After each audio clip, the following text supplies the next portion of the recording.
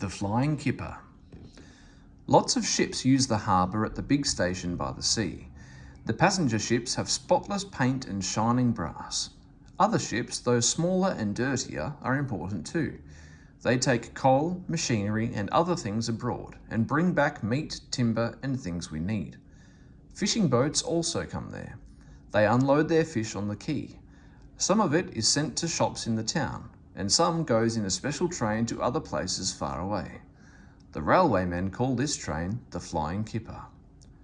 One winter evening, Henry's driver said, "We'll be out early tomorrow. We've got to take the Flying Kipper." "Don't tell Gordon," he whispered, "but I think if we pull the Kipper nicely, the fat controller will let us pull the express." "Hurrah!" cried Henry, excited. "That will be lovely." He was ready at 5 o'clock. There was snow and frost. Men hustled and shouted, loading the vans with crates of fish.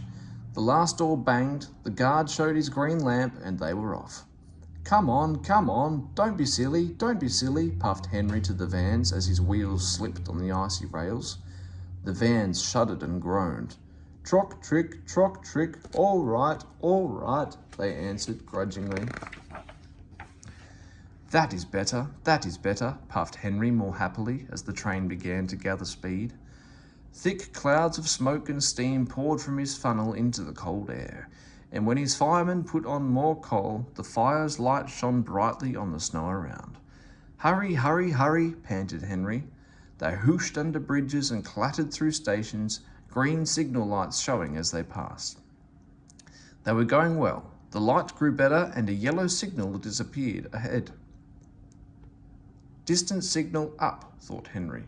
Caution. His driver, shutting off steam, prepared to stop, but the home signal was down. All clear, Henry, away we go. They couldn't know the points from the main line to a siding were frozen, and that signal had been set at danger. A fall of snow had forced it down. A goods train waited in the siding to let the Flying Kipper pass. The driver and fireman were drinking cocoa in the brake van. The guard pulled out his watch. "The Kipper is due," he said.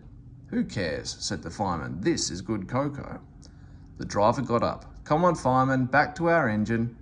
"Hey," the fireman grumbled, "I haven't finished my cocoa yet." A sudden crash. The brake van broke. The three men shot in the air like jacks in the box and landed in the snow outside. Henry's driver and the fireman jumped clear before the crash. The fireman fell head first into a heap of snow. He kicked so hard that the driver couldn't pull him out. Henry sprawled on his side. He looked surprised. The goods train fireman waved his empty mug. "You clumsy great engine, the best cup of cocoa I've ever had, and you bump into me and spill it all." "Never mind your cocoa, fireman," laughed his driver. "Run and telephone the breakdown gang." The gang soon cleared the line, but they had hard work lifting Henry to the rails. The fat controller came to see him. "The signal was down, sir," said Henry nervously. "Cheer up, Henry. It wasn't your fault. Ice and snow caused the accident. I'm sending you to Crewe, a fine place for sick engines. They'll give you a new shape and a larger firebox. Then you'll feel a different engine and won't need special coal anymore. Won't that be nice?" "Yes, sir," said Henry doubtfully. Henry liked being at Crewe, but was glad to come home. A crowd of people waited to see him arrive in his new shape. He looked so splendid and strong that they gave him 3 cheers. "Peep, peep, peep, peep, peep. Thank you very much," he whistled happily. I'm sorry to say that a lot of little boys are often late for school because they wait to see Henry go by. They often see him pulling the express, and he does it so well that Gordon is jealous. But that is another story.